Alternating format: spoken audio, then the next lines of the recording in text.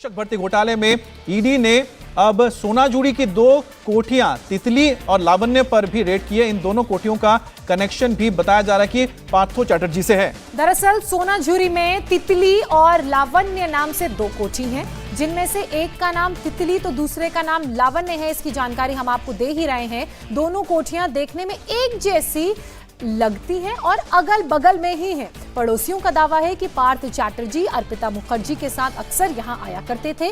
तितली नाम से जो कोठी है उस पर राजीव डे का नाम लिखा हुआ है, तो माना जा रहा है कि ये राजीव डे की हो सकती है। तो वहीं जो उसी के बगल में लावण्य नाम से कोठी है उस पर सुभाष डे का नाम लिखा है, तो ये भी माना जा रहा है कि ये वाली कोठी सुभाष डे की हो सकती है। बताया तो अमित ये भी जा रहा है कि ईडी की टीम ने अब दोनों ही कोठियों में जांच शुरू कर दी है और यहां से अभय पराशर ने एक स्पेशल रिपोर्ट भेजी है, वो देखिए आप।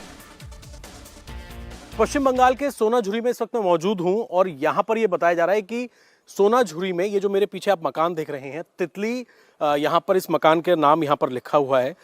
आस पड़ोस के जितने लोग हैं उनका ये कहना है कि पार्थ चैटर्जी जो कि पूर्व में मंत्री थे और अभी हाल ही में जो पश्चिम बंगाल में शिक्षक घोटाला हुआ है उसमें अर्पिता मुखर्जी उनकी करीबी जो है उनके साथ उनकी गिरफ्तारी हुई है। आस पड़ोस के लोगों का ये कहना है कि ये मकान जो है वो उनका है और यहाँ पर अक्सर पार्थ चैटर्जी को देखा गया है, वो यहाँ पर अपने कॉन्वॉय के साथ अपनी सिक्योरिटी के साथ आया करते थे।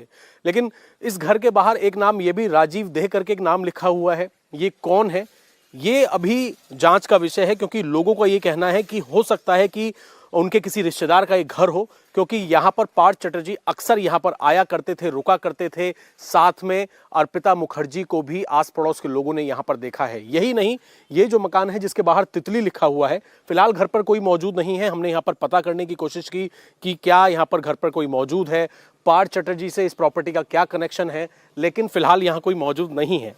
लेकिन इस पूरे इलाके में जिन लोगों से हमारी बात हुई, कुछ ऐसे भी लोग हैं जो कैमरे पर नहीं आना चाहते। उनका ये कहना है कि पार्थ चैटर्जी यहाँ पर अक्सर आया करते थे, यहाँ पर रुका करते थे और साथ ही इसी बिल्डिंग के बगल में एक और ये मकान है।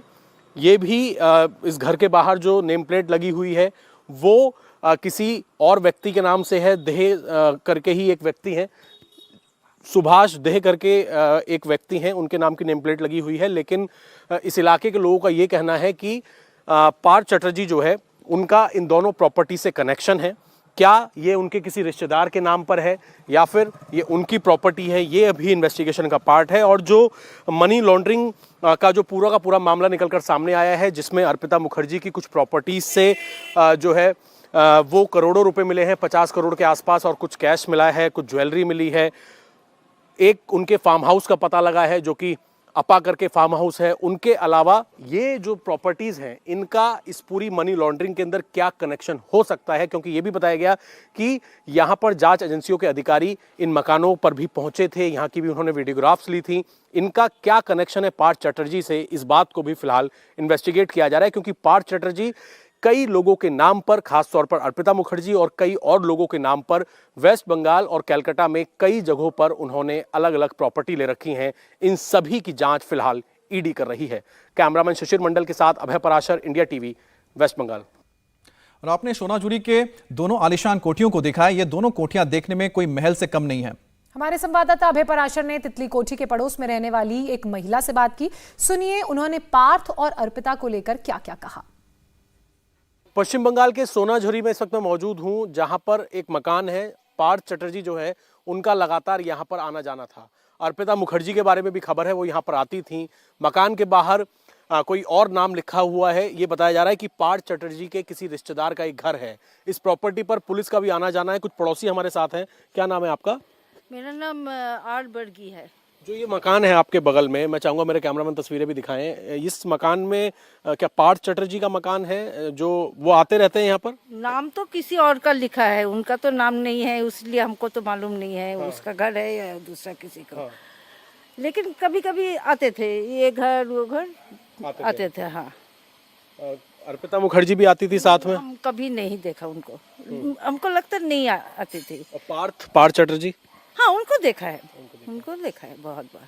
कैसे आते थे, मतलब कितने कितने दिनों में आते थे? सिक्योरिटी आता था, पुलिस आता था, कॉन्वॉय आता था, वैसी अकेला तो कभी ऐसी तो हाई प्रोफाइल लीडर है, उसीलिए कभी तो ऐसी नहीं आता अभी था। हाल फिलहाल में क्या पुलिस वगैरह आई है इस मकान में? हाल फिलहाल में पता करने, जांच करने? ना ना ना ना, देखा नहीं कभी, कुछ भी नहीं ये देखा। जो पड़ोसी हैं इनका ये कहना है कि पश्चिम बंगाल का ये जो इलाका है, यहाँ पर पार्थ चटर्जी का इस मकान में आना जाना था। कई बार वो यहाँ पर अपनी सिक्योरिटी के साथ, अपने कॉन्वॉय के साथ यहाँ पर आते थे।